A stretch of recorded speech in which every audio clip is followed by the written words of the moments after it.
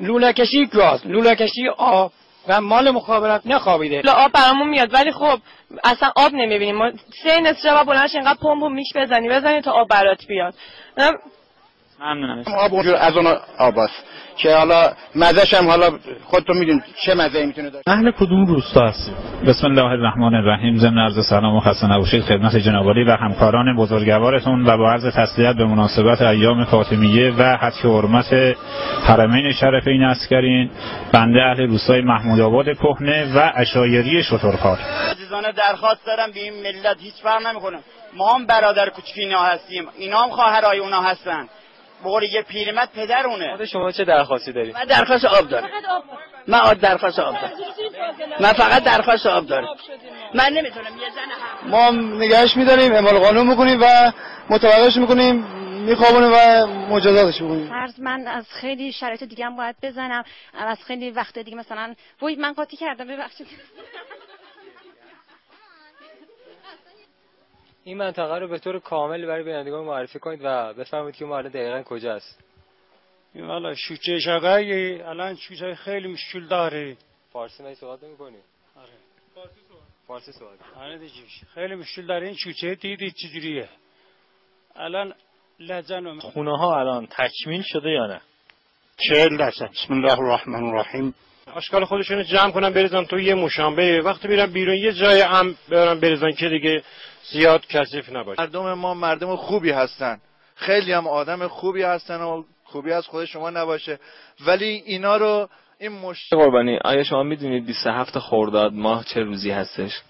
روز جمعه است. 27 خرداد ماه 20 بهمن. شوراهای قبلی عمامه منم انداختن. نمیدونم شما حساب کو چهارباعت چقدر مصرف داره. این آبم چیز غذا میذاره غذا نمیپزه، نمیدونم علتش چیه. ما 120 من حقوق میگیم. آبش دیرپزه. آره دیرپزه.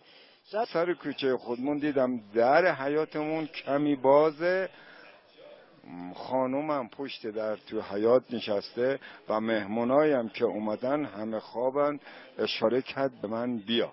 یه نفر هول شد رفت داد، بقیه ندارن که بدن، حالا با چیکار کنم؟ شما اینو با ما بگید. باقی هول نشن نده. بله. نگیم غیبت نکنیم، تهمت نزنیم، مال مردمو نخوریم، حجابمون رو رعایت کنیم، جایی که نباید نشون نامحرم بدیم ندیم. برای خانوما خیلی سنگین‌تر شده چون جنگ الانی که ما داریم جنگ پشت هستش، قبلا روبرو بوده، جنگ روبرو راحت‌تر. مایه‌ای که یک کشور داره، ما اونا میتونن از ما استفاده بهینه کنن، ما اجازه میدیم این استفاده از ما کنن. از زمانی هم که این مترو رو زدن، این پل زیر گذر رو زدن، چند تا دخترای ما رو، زنای ما رو، مردای ما رو لختشون کردن، صدمه بهشون زدن. حادثه‌ای که حتی 20 سال پیش هم اتفاق افتاده بود، از مسئولین ما رو بیدار نکرده. نه نکردن دیگه. اگه میکردن که تو یک کاری میکردن اینطور نمیشد. چند وقت این حمام مخروبه تو این منطقه است و چه مشکلاتی برای خود شما که ساکن این منطقه هستید به وجود آورد؟ بسم الله الرحمن الرحیم. سلام عرض میکنم خدمت حضار محترم و آقای شهرام و حاج آقا اینا تشریف آوردن اینجا از پاسگاه. شما هم زحمت کشیدین. ما بچه همینجا هستم. آقای که صحبت کردین. خودتون رو معرفی بفرمایید، برام بفرمایید شغل شما چیه؟ افغانستان ازم حضرت الله صافی زاده، بچه استان کاپیسا، شهرستان تگاف. آقا احتیاط چیز خوبیه؟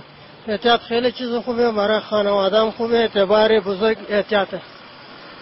متشکرم. آقا مرسی.